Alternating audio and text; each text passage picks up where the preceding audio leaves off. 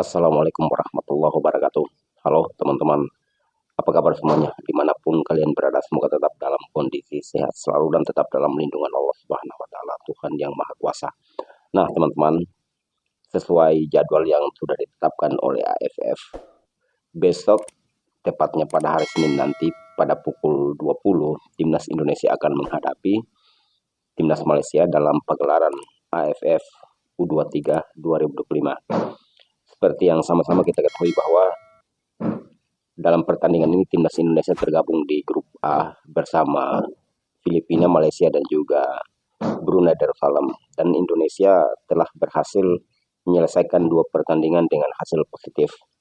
Pertandingan pertama Timnas Indonesia berhasil melumpuhkan Brunei Darussalam dengan skor 8-0. Sementara pada pertandingan kedua yang baru berlangsung kemarin malam, Indonesia berhasil menang tipis lewat gol bunuh diri salah satu pemain Timnas Filipina. Dan saat ini Timnas Indonesia kokoh di puncak klasemen sebagai pimpinan grup A. Nah, banyak orang yang menantikan pertandingan antara Timnas U23 Indonesia versus Malaysia U23. Karena seperti yang sama-sama kita ketahui bahwa dalam pertarungan ini pastinya banyak teman-teman yang ingin melihat ketangguhan daripada Timnas Malaysia, berhubung karena sudah beberapa dekade Timnas U23 Indonesia belum pernah bersua dengan Timnas Malaysia. Maka dengan demikian performa Timnas Indonesia saat ini dalam kategori on fire, maka kita boleh optimis bahwa Timnas Indonesia dalam hal ini nantinya akan bisa mengatasi Timnas Malaysia. Namun perlu diingat bahwa dalam hal sepak bola apapun bisa terjadi. Karena Malaysia juga tidak ingin untuk pulang secepat mungkin. Dan memang saat ini peluang mereka sudah tipis karena walaupun mereka menang kemarin 7-1 menghadapi Brunei Darussalam, namun mereka tetap secara regulasi mereka tetap tidak masuk pada salah satu runner up terbaik. Karena dalam pagelaran AFF U23 kali ini hanya 3 grup, di mana grup A ditempati oleh 4 negara, grup B 3 negara, dan grup C 3 negara. Dan nantinya masing-masing dari negara yang berhasil jadi juara grup di masing-masing grup, grup A, grup B, dan grup C, lolos ke semifinal didampingi oleh salah satu runner up terbaik. Dan saat ini runner up terbaiknya masih dipimpin oleh Filipina. Dan tidak menutup kemungkinan bahwa Filipina nantinya akan bertanding menghadapi Brunei Darussalam. Mereka juga akan mendapatkan 3 poin. Maka mereka juga punya peluang untuk menjadi runner up terbaik. Sementara negara-negara lain saat ini seperti Myanmar dan juga Timor Leste juga ada pada 3 runner up terbaik. Nah, kita nantikan pertandingan ini. Secara pribadi saya sangat menantikan pertandingan ini karena saya ingin melihat bahwa apa yang disampaikan oleh beberapa pengamat sepak bola Malaysia bahwa saat ini Timnas Malaysia U23 saat ini dalam kondisi mereka siap untuk bagaimana bisa mengalahkan Timnas Indonesia di Gelora Bung Karno. Apakah itu sesuai dengan apa yang disampaikan itu apa tidak? Karena kita lihat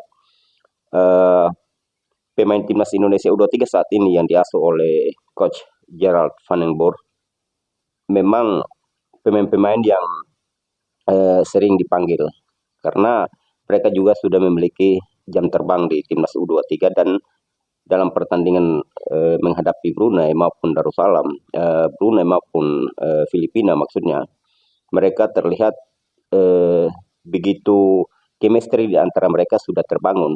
Walaupun mereka menjalani TC Timnas U23 ini baru beberapa minggu, tapi mereka seakan-akan chemistry mereka ini sudah terbangun begitu lama. Terbukti di saat menghadapi Brunei Darussalam maupun Filipina, mereka mainnya asik banget. Mereka pertontonkan sebuah pertandingan yang enak ditonton. Apalagi di saat mereka menghadapi Brunei. Oke lah, Brunei tim terlemah di grup A. Namun permainan mereka menunjukkan sebuah mempertontonkan sebuah permainan yang menurut saya secara pribadi enak ditonton. Namun pada pertandingan menghadapi Filipina, karena berhubung Jens Raven tidak dimasukkan lebih awal pada starting line up dan diganti oleh Hoki Caraka, sebenarnya kalau mau dilihat banyak peluang yang seharusnya bisa diselesaikan oleh anak-anak timnas U23 ini. Namun karena memang penampilan daripada striker timnas U23 ini dalam hal ini Hoki Caraka mungkin kurang stabil, maka peluang-peluang itu disia-siakan.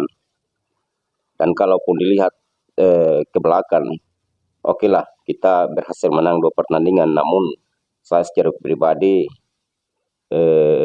ingin menyampaikan bahwa sebenarnya timnas U23 ini masih membutuhkan banyak berlatih di proses penyelesaian di finishing, karena bisa dilihat dari 2 pertandingan ini selain Jens Raven yang diturunkan, maka finishingnya belum maksimal.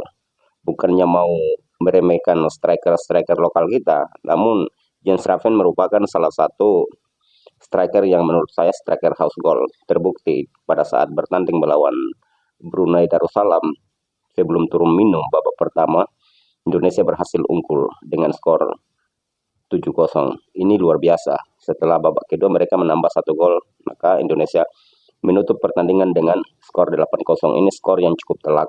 Dan Jens Raven mencetak sejarah pada pertandingan AFF U23. Dia dalam 1 kali pertandingan dia berhasil mencetak 6 gol. Ini luar biasa, dan saat ini dia masih pimpin top skor untuk pagelaran AFF U23 ini. Oke teman-teman, mari sama-sama kita dukung terus timnas U23. Semoga mereka bisa lanjut sampai pada semifinal dan mereka juga bisa menggapai mimpi kita, yaitu menjadi juara di AFF U23 kali ini. Oke, tetap semangat dukung terus timnas kebanggaan kita. Kita Garuda.